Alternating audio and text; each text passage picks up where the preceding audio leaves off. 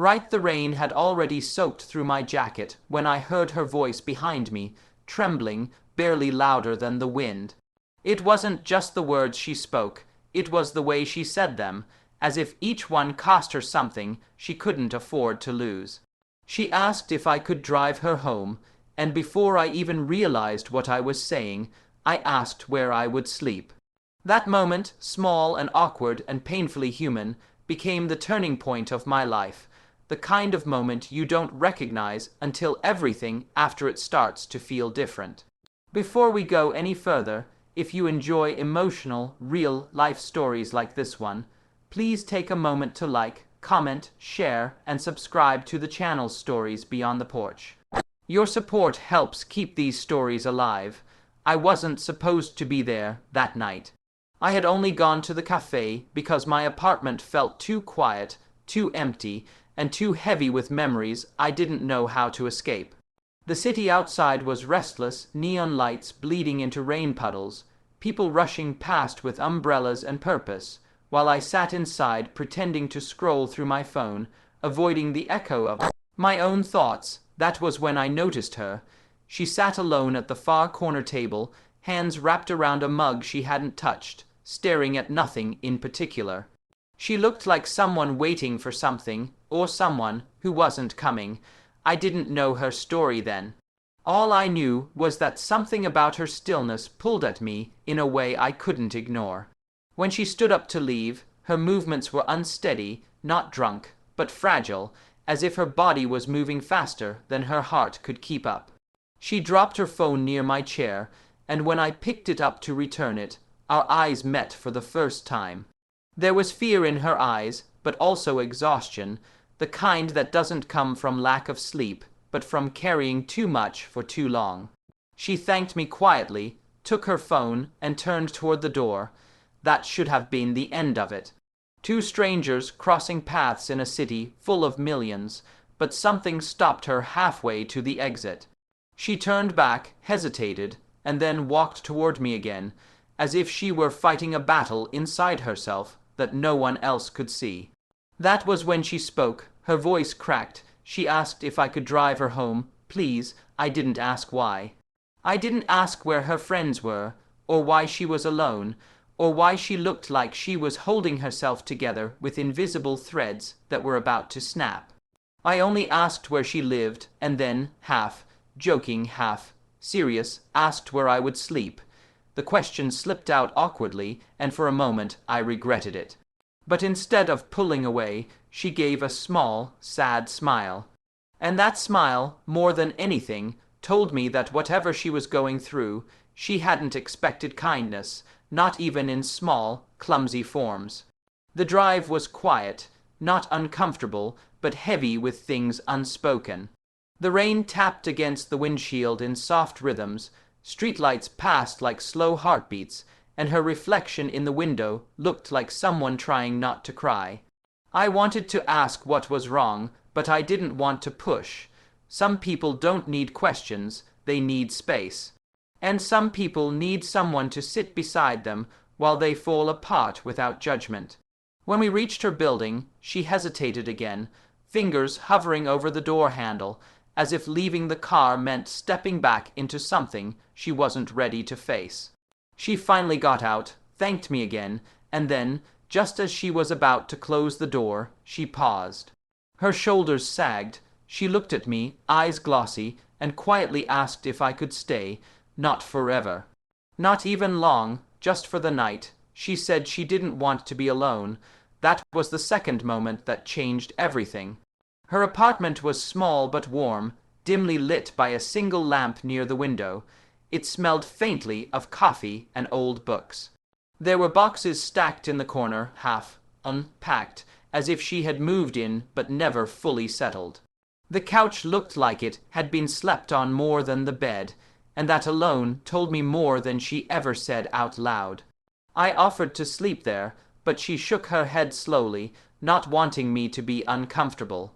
That was when I realized how deeply ingrained her instinct to put others first was, even when she herself was breaking.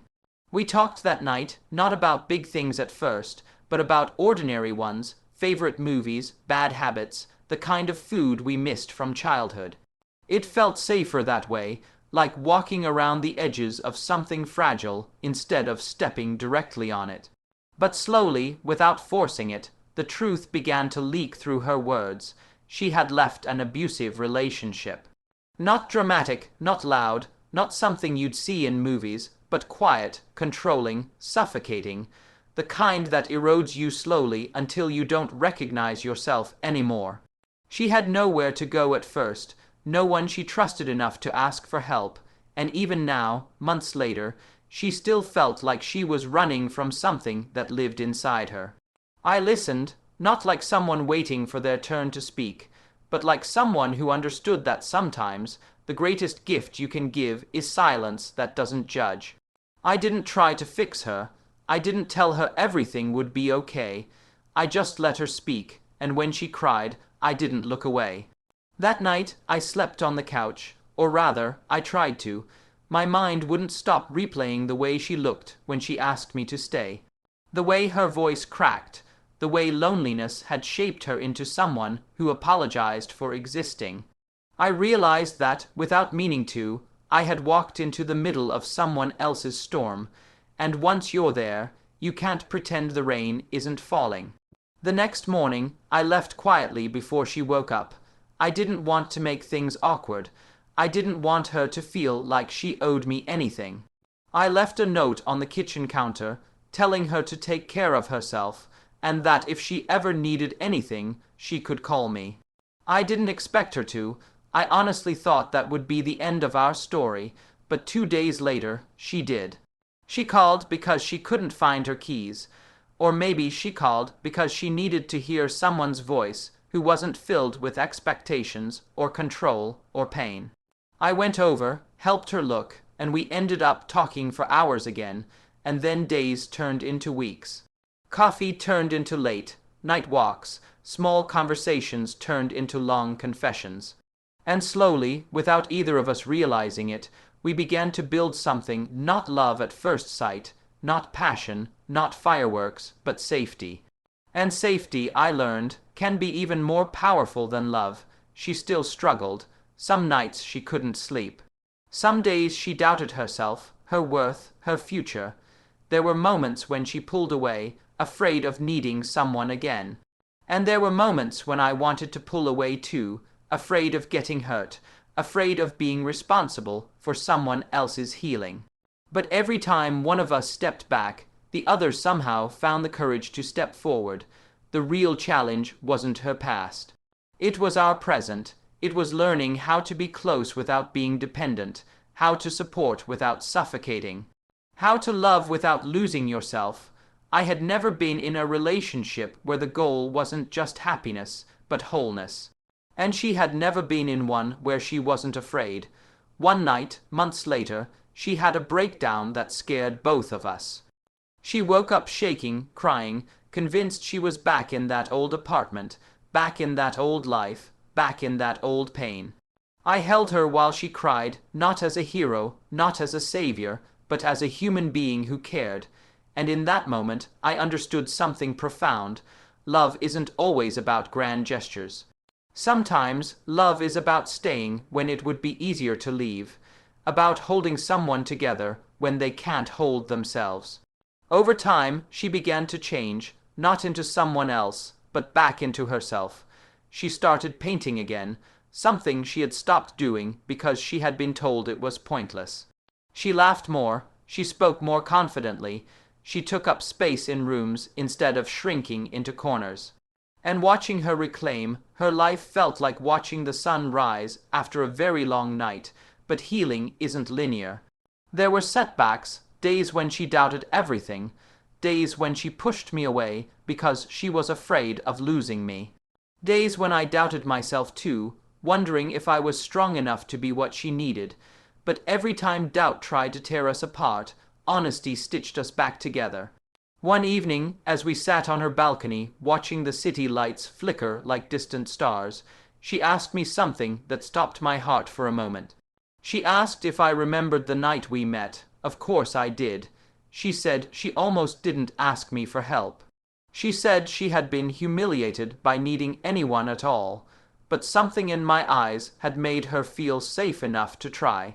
And that choice, she said, had saved her life. I didn't know what to say.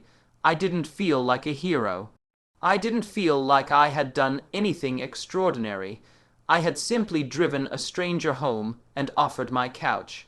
But in her story, that small act had become a lifeline, and that realization humbled me in a way nothing else ever had.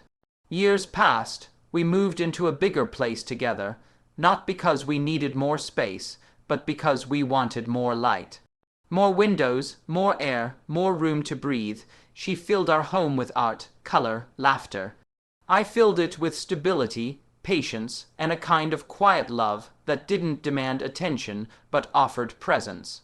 We weren't perfect. We argued. We misunderstood each other. We hurt each other sometimes, but we never abandoned each other. And that, in the end, mattered more than anything. One night, after a long day, she sat beside me on the couch, resting her head on my shoulder, and whispered something that took me back to the very beginning. She said, "Thank you for driving me home." I smiled and replied, "So where do I sleep?" And this time we both laughed, not because the question was awkward anymore, but because the answer was obvious. If this story touched your heart, if it reminded you of someone you love or someone you once were, please take a moment to like, comment, share, and subscribe to Stories Beyond the Porch. Your engagement helps keep these stories alive for others who might need them. Before this story ends, I have one special request. Please comment below with the words, "I believe in kindness," because sometimes a single kind act, a ride home, a place to sleep, a listening ear, can change an entire life. And sometimes it can change too. Thank you for listening.